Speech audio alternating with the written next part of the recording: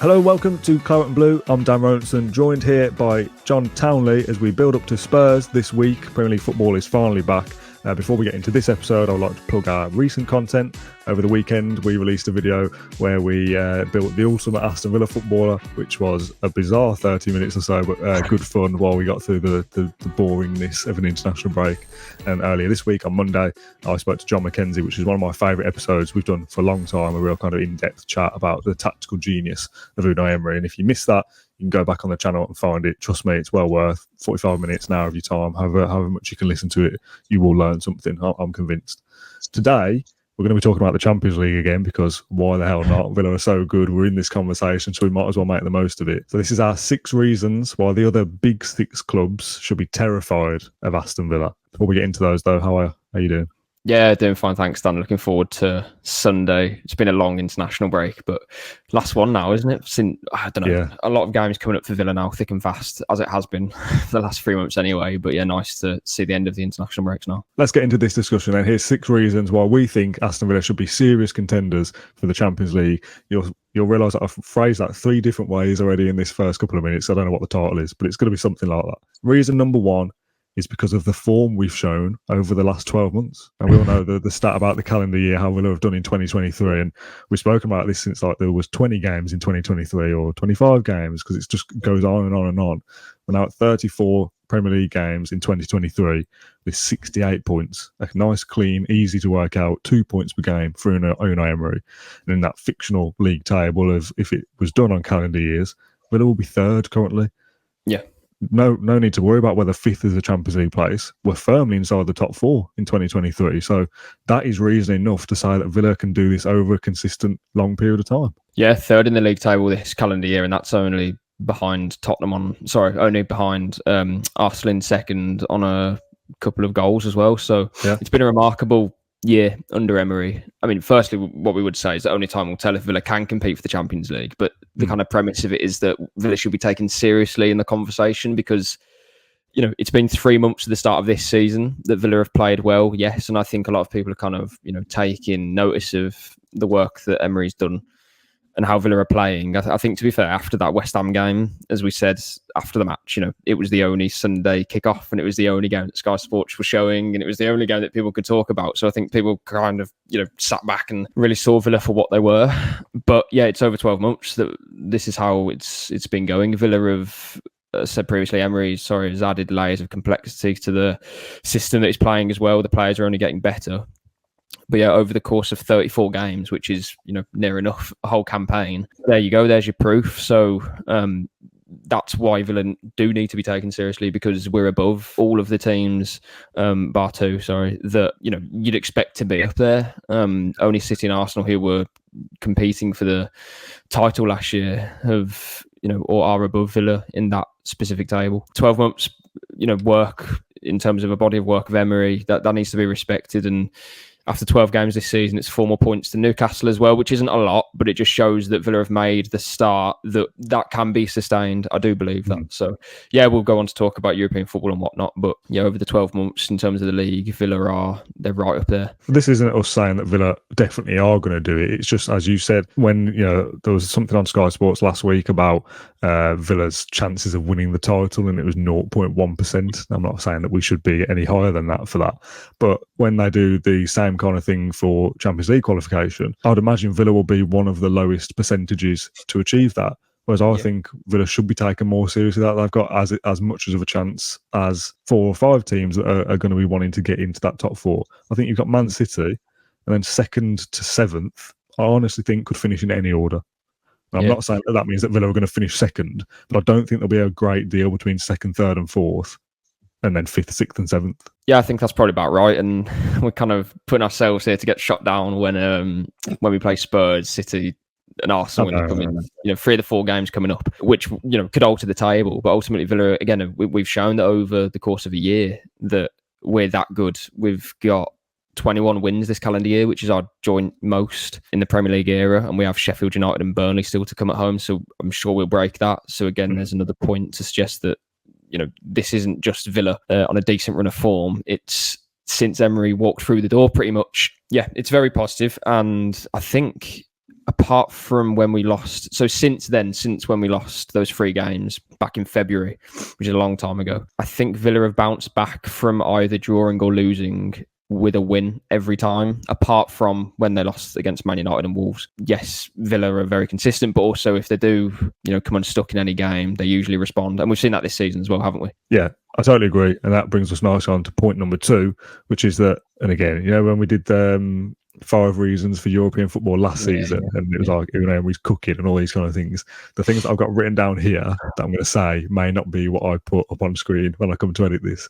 But number 2 is, we've already dealt with a busy 3 months, which doesn't really roll off the tongue very well. But it's true, isn't it? It's been a hectic start to the season. It's been, at times, very up and down. Obviously, the defeats towards the start of the season to Newcastle and Liverpool away.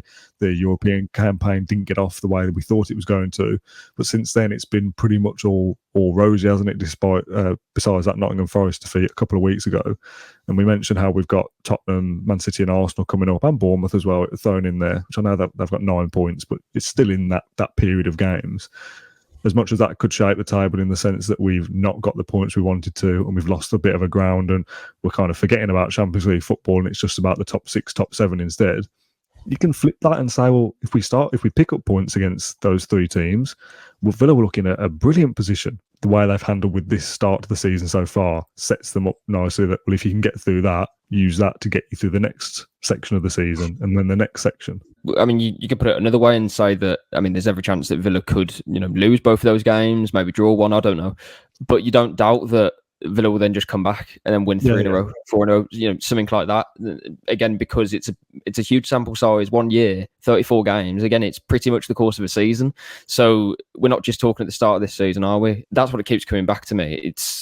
I think a lot of people look at it and think Villa have done well and they're doing well, but at some point, when they lose to City, when they lose to Arsenal, when they fall back to 7th or whatever it may be, as you say, Dan, then people will start to write Villa off as, why they're making podcasts about Champions League football. Because I honestly think after 19 games, and when we get to February or so, I think we'll be back amongst where we are, not now in terms of 3 points off the top of the league, but around this position, around 5th place. I do genuinely believe that. I think the challenge for us, as I keep saying, is when it gets to when the pressure starts to mount on us, when it's the knockout rounds of the Conference League, when you have the mental decision of, do we go for Champions League? Do we go for Conference League? That sort of thing. And subconsciously, even, they do play a part, and we'll get on to why Emery is so important later on, but I think that's a big factor to kind of mitigate those fears. But yeah, it's been a busy period so far. Villa have played 19 games, which is a lot. Obviously, they've won quite a few of those, and I think that was the main question coming into this season. It was, Villa did so well last year to get Conference League, but this year they might not get into Europe because they've got the Conference League to think about. Look at West Ham, look at what they did last year, and I already feel like those questions have been answered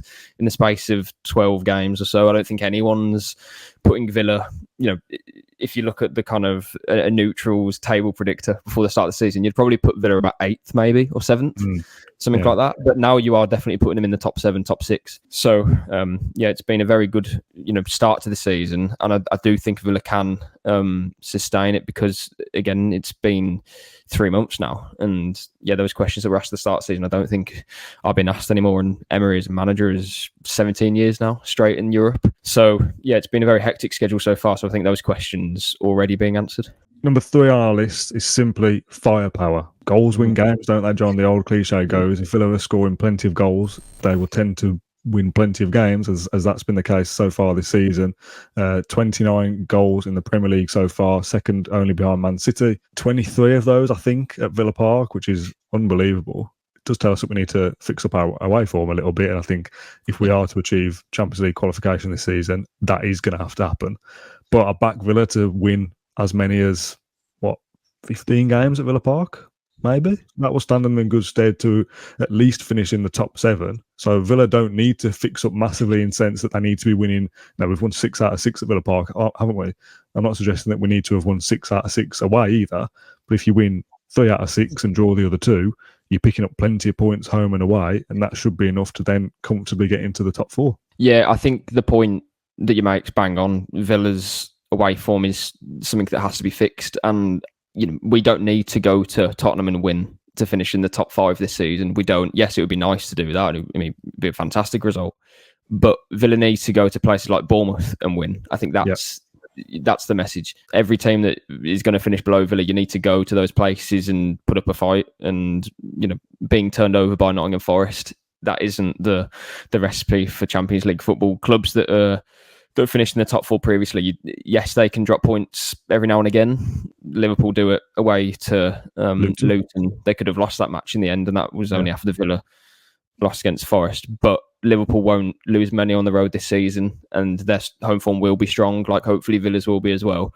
Yeah. But we need to cut out those little mistakes that we're doing away. We need to find a better structure away from home as well. But that's something that, again, I back Emery to do. So I have no real fear that Villa's away form is going to be poor this season. I think it's just something at the start of the season that we're struggling a little bit with. But then flip it, our home form is immaculate. It's 100%. We're scoring goals all the time. We feel like we could beat anyone when we play Man City in a few weeks. Even if we lose to Spurs and don't win against Bournemouth, I still think that we can beat Man City. Genuinely, it's at Villa Park, it's a fortress. We play, I don't want to say we're like a different team, but it feels like that, even though we know that we're capable of winning away games.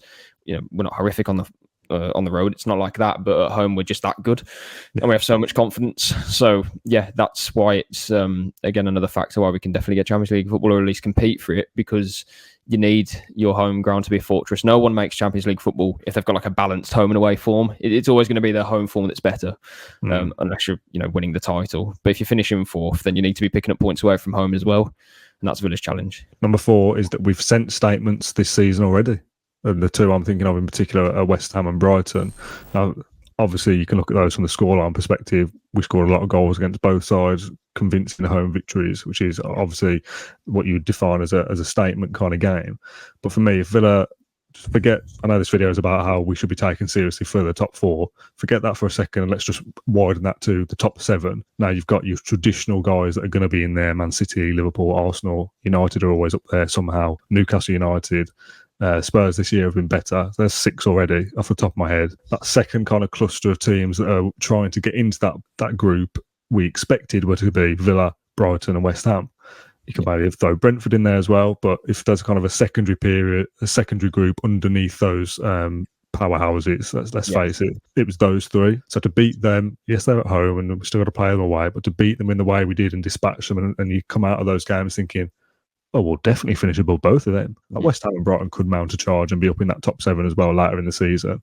But if they are, I see Villa that they're comfortably well above 6th and 7th, if that's the case. I don't see a scenario where Villa drop down to 9th and Brighton qualify for Europe again. I don't see that at all. I think of the 3 sides, we're by far the best. Yeah, those 2 games in particular stand out to me as that we've kind of proven it already, that for the sides around us, well, we're already better than them. Yes, and while football changes quickly, those are the cold hard facts, aren't they? This season we've dismantled both of those teams, and straight away opposition fans will say, oh, yeah, but you lost to Newcastle 5-1. But we're above Newcastle at the moment, and we beat them 3-0 at home at the end of last season. So I think we'll almost be like level with Newcastle coming into the season, that sort of thing. It's going to be like almost like a head-to-head of who could maybe get into 5th or 4th or maybe 6th. It's going to be around those positions, whereas Brighton and West Ham, you don't put in those positions at the moment for me at all. They're going to be competing for Europe possibly, but Villa they've dispatched them on home turf, yes, and scored a lot of goals. But again, I think it's just that kind of calling card of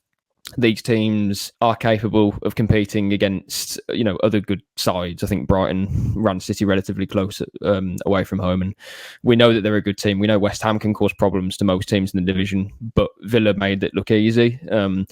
Whereas when they were beating against Newcastle, I do think there was a lot of factors. We did a whole Monday episode, didn't we, on the kind of psychological effect of losing Mings, etc. And then I think we've been proven on that, to be fair, Dan. I know Newcastle have had injuries themselves, but so have Villa. They've had 2 bad injuries. Ramsey and Moreno haven't started a game in the league yet, and they've responded to that loss. Been excellent. They're 3 points off top already.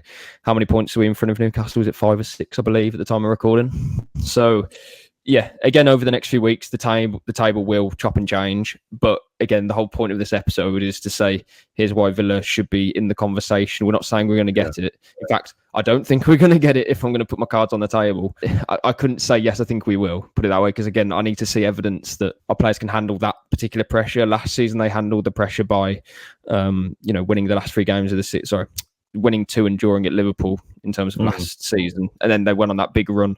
But they were almost punching, and they were almost like the underdogs to get European football. I felt like it was kind of like a galvanising mentality there. Whereas this season, when the pressure's on, I think it's a different sort of feeling. And who knows how the players are going to react to that. But yeah, the point being that Villa beating Brighton and West Ham, 2 teams who would have thought they could finish above Villa this season and compete in every game that they play in, Villa made that look really simple. And if Chelsea, Liverpool, Man United, Arsenal, if those teams won 6-1 against Brighton at home, beat West Ham 4-1 at home and made it look that good, everyone would be saying that that's a top performance. Wow, look at that. So for Villa to do it, a team that you would probably put around par with those teams, or outsiders would at least, that's again in the first few weeks of the season, first few months of the season, Villa have kind of steamed ahead already in the first 3 months. And yeah, it's all about sustaining it from here. But those were the calling cards that they set early. And I think teams are definitely respecting them more now. Point number 5 is injured players are returning. You mentioned Ramsey and Moreno earlier not starting a league game for us. They were absolutely vital in 2023 to that entire left-hand side. I spoke this with John McKenzie on Monday, that it's not just a player in one position that you miss. To miss like a whole section of your side that you Villa are well known for attacking down both flanks, so to have to change how you do that on the entire side and even switch this season to the other side, and we've seen more of an emphasis on Cash and begin to do more on the right-hand side than we have with Moreno and Ramsey on the left-hand side last year. Mings on the opening day, Buendia in training, 4 players there that would have been involved in lots of games so far already. Pau Torres would have been able to have been adapted into the side differently. I think Ramsey would have more goals, and this is a prediction and a hypothetical. I think Ramsey would have more goal contributions than Zaniolo and Bailey have got. Though Bailey's got a fair amount, to be fair. And Moreno, to fair, Dean's done well as well. But I suppose the point is that we've done well and we've adapted without those players. And Emery has found a way to get this group of players ticking. But those guys coming back when we're flooded with games and needing rotation and needing to change things. How many millions of talent have I just talked about they're missing from this squad that are about to come back? Like, let's say they come back in January. If you said, you're going to sign a 60 million left-sided footballer who plays for England or plays for England under 21, you go, oh yeah, right, I like the sound of that.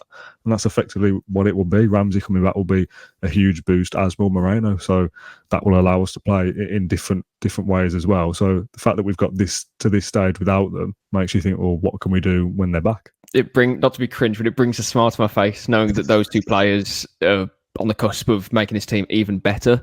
Yeah. You think of I think I've said this in every podcast, that Luka Dean is probably one of the most underrated Villa players that they've had this season, etc., etc. But he's had so much joy on that left-hand side because of how Villa set up, because of the structure they deploy.